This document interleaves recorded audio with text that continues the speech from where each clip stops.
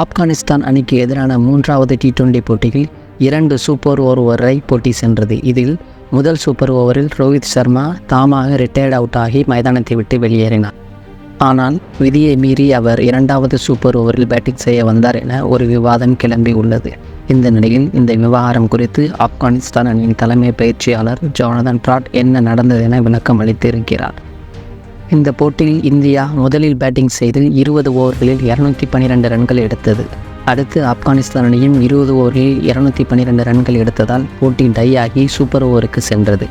முதல் சூப்பர் ஓவரில் ஆப்கானிஸ்தான் நிர்ணயித்த 17 ரன்கள் இலக்கை நோக்கி ஆடிய போது ரோஹித் சர்மா கடைசி பந்துக்கு முன்னதாக 2 ரன்கள் ஓடினால் வெற்றி பெறலாம் என்ற நிலையில் தன்னால் வேகமாக ஓட முடியாமல் போனால் ரன் அவுட் ஆகிவிடும் என்ற எண்ணத்தில் ரிட்டையர் ஆகி வெளியேறினார். அவருக்கு பதில் ரிக்கி சிங் எதிர்முனையில் பேட்டிங் செய்ய வந்தார். சூப்பர் ஓவரில் ஒரு பேட்ஸ்மேன் ரிட்டையர் ஹட் ஆகும் முன் எதிரணி கேப்டனின் ஒப்புதலை பெற வேண்டும். ஆனால் ரோஹித் சர்மா அம்பையர்களிடம் மட்டும் கூறிவிட்டு ஆடுகளத்தை விட்டு வெளியேறினார். அப்படி செய்தால் அந்த வீரர் ரிட்டையர் அவுட் ஆனதாகவே கருதப்படும். சூப்பர் ஓவர் விதிப்படி முதல் சூப்பர் ஓவரில் அவுட்டான ஒருவர் 2வது சூப்பர் ஓவரில் பேட்டிங் செய்ய முடியாது. இந்த நிலையில் முதல் சூப்பர் ஓவர் டை ஆன நிலையில் 2வது சூப்பர் ஓவர் நடந்தது. ரோஹித் சர்மா விதிப்படி ரிட்டையர்ட் அவுட் ஆனாலும் 2வது சூப்பர் ஓவரில் பேட்டிங் செய்ய வந்தார். அம்பையர்கள் இதை தடுத்து இருக்க வேண்டும், ஆனால் அதை செய்யவில்லை.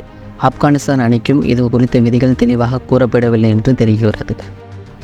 இந்த நிலையில் இது குறித்து ஆப்கானிஸ்தான் பயிற்சியாளர் கூறுகையில், ரோஹித் சர்மா ரிட்டையர்ட் ஹட்டா அல்லது ரிட்டையர்ட் அவுட்டா என எங்களுக்கு தெரியாது. இதற்கு முன் எப்போதும் 2 சூப்பர் ஓவர் நடந்தது இல்லை. இங்கே புதிய விதிகள் வந்து கொண்டே இருக்கின்றன.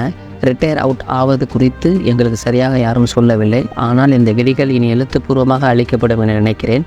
இதுதான் விதி, அதாவது ரூல்ஸ் என்றால் அதை ஏற்றுக்கொள்ள தயாராக இருக்கணும். நாங்கள் நன்றாக ஆடினோம். இங்கே விதிகள் பேசுபொருளாக இருக்கக்கூடாது என நினைக்கிறேன். இது ஒரு நல்ல விளையாட்டாக இருந்தது என்று ஜோனதன் ட்ராட் தெரிவித்துள்ளார்.